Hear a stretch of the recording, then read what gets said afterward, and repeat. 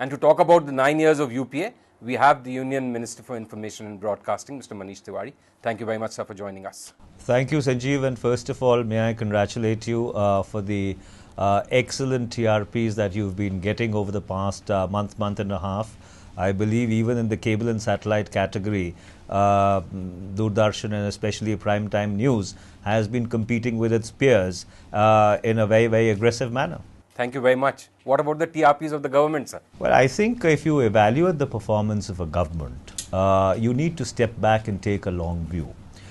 So therefore, whenever you try and benchmark the performance of a government, you do it on 5 parameters: on political stability, on social cohesion, on internal security, on economic development, and international relations.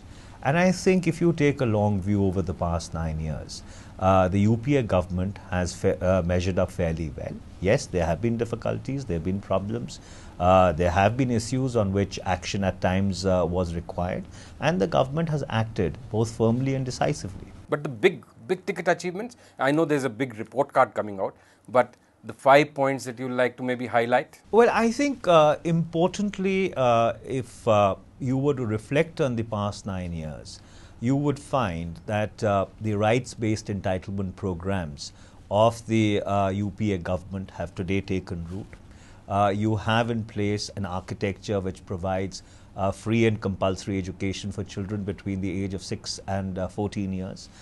You are moving in the direction of providing food security to 67% of the people of this country.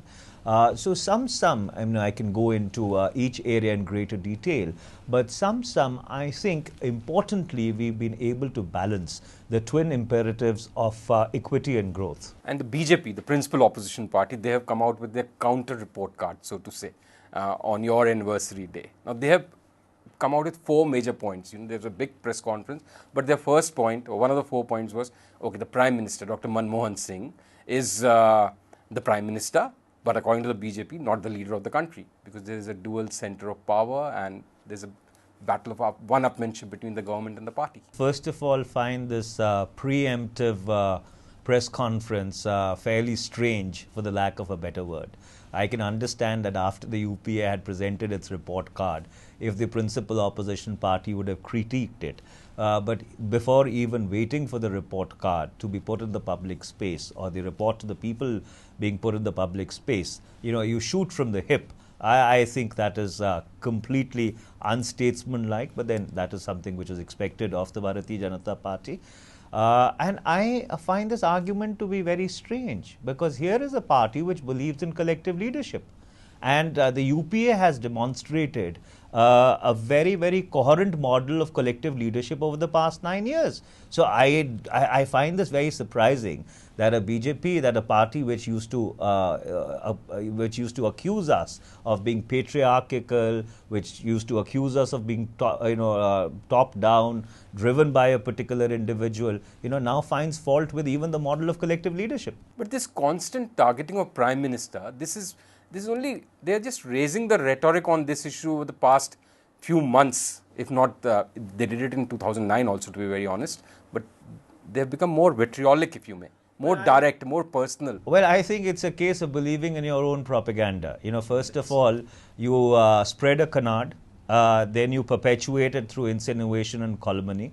Then you start believing in your own propaganda, then raise a ghost and slay it and say that you're Superman. So it's extremely unfortunate that the Bharatiya Janata Party has started believing in the myths they have been perpetrating and perpetuating over the past 9 years. The other argument, or the other charge, if you may, they put out in their press conference was that this UPA 2 is perhaps the most corruption-tainted government in India's history. Well, it hardly lies in the mouths of people who lost Karnataka, who lost power in Himachal Pradesh, who lost power in Uttarakhand on issues of corruption and malgovernance, to be really accusing the UPA government. And if you look at the past 9 years in a perspective, whenever there has been an issue which has come out in the public space, which required stern and resolute action, both the Prime Minister and the Chairperson of the United Progressive Alliance, Mrs. Sonia Gandhi, have stepped up to the plate and have taken action. And also they have charged the UPA government with compromising and subverting of institutions. And of course, they list out all the usual suspects, CAG to CBI. Well, I find this to be extremely strange that a party which used all the instrumentalities of governance to go after a media organization called Tehelka, when they had the gumption of exposing their president on taking bribes on candid camera, is really accusing the UPA of undermining institutions. In fact, each institution, if you pick up, we followed the same selection process which was followed by the earlier NDA government, or which were followed by governments even before that. So therefore, I think it's a sign of desperation. It's a sign of extreme nervousness that you do not even wait for the government to really present its point of view on its anniversary, and before that try and torpedo it, by shooting unguided missiles from the hip. And without wanting to take sides, it's also, don't you think it's also kindly sort of bad for body politic? It's not establishing any kind of good precedence. I'm not trying to take your side, but well, I don't know, because if you really look back over the last 9 years, you've had repeated disruptions of Parliament. You've had Parliament being held to ransom on one issue or the other. And I completely agree with you, because today the challenge is that there are about 200 districts in this country in which democracy or democratic institutions face a challenge from the forces of left-wing extremism who do not believe in the democratic paradigm. And then you have this democratic system in the middle, which has been made dysfunctional primarily by its own stakeholders. And then you have an increasingly cynical, for the lack of better word, quote-unquote civil society, which is also getting exasperated because institutions of representative democracy, and I'm not talking about the central government alone, even the state governments or state legislatures are not working.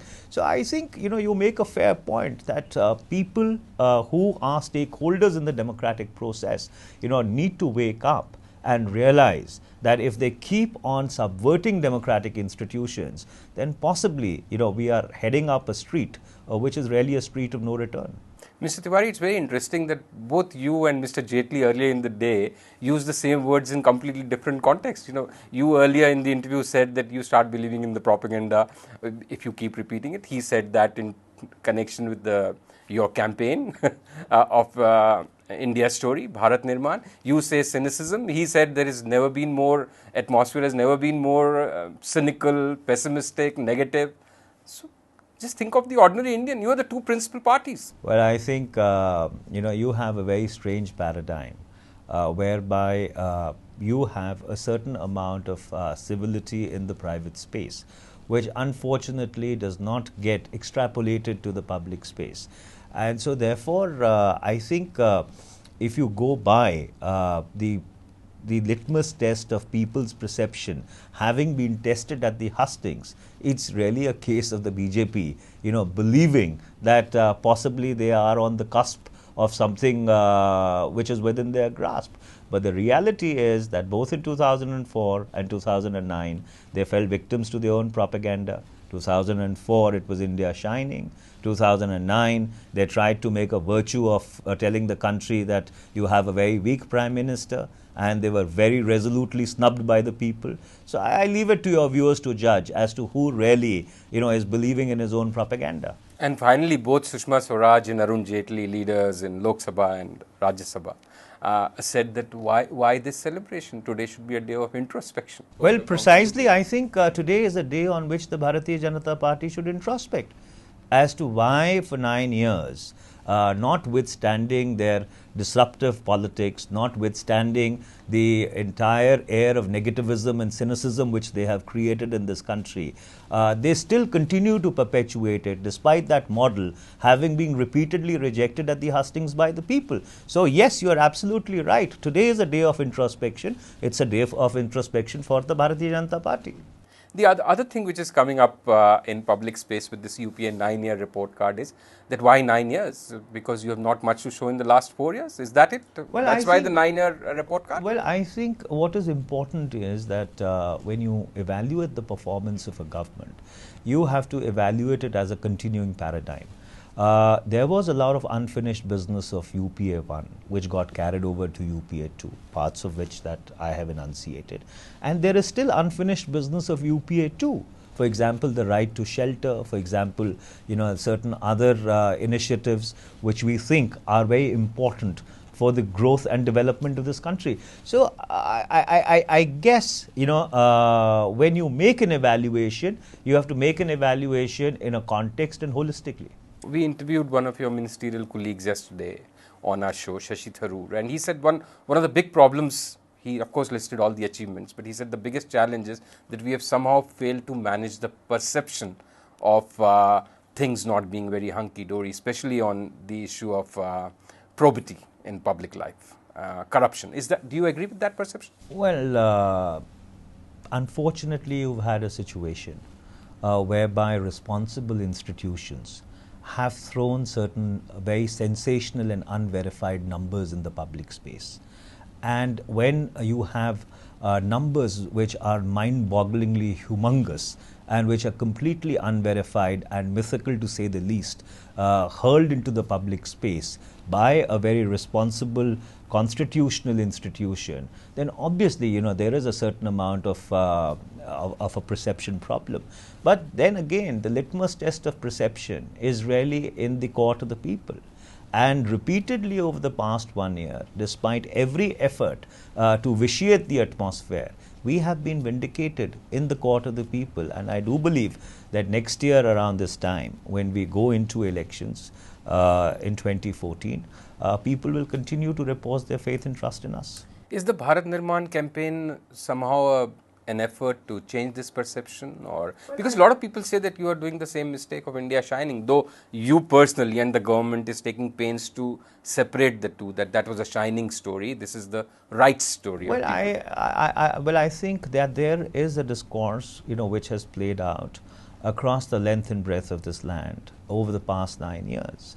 The discourse essentially is with regard to entitlements, with regard to empowerment, and that discourse unfortunately completely falls off the table because of our obsession with the cut and thrust of everyday politics, which is so unique to 2.5 miles of Raisina Hill or to Beltway, if you were to compare it to Washington DC. So the India story is really an attempt to tell the story as it played out and try to mainstream it and make it a part of the concurrent discourse. Now, Mr. Tewari, this one will be a tough one, even for somebody who is so good at taking questions like you, or maybe I'm just being presumptuous.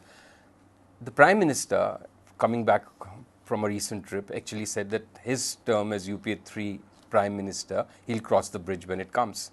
Today, a senior minister in the UPA government, Kamal Nath, has actually given an interview saying that Rahul Gandhi will be the UPA's candidate for Prime Ministership in 2014. Now, this is again a dilemma which the Congress faces. Well, I think this is an issue on which we have articulated our position very clearly, and the position is that the Prime Minister, Dr. Manmohan Singh, is the Prime Minister of India. Mrs. Sonia Gandhi is the chairperson of the UPA. We have a young leader in Mr. Rahul Gandhi who has re-energized the ranks of the party. So therefore, we have a Trimurti, and this Trimurti will lead us into the next elections. Thank you very much, Mr. Manish Tewari. It's really a pleasure, like always, speaking to you. Pleasure.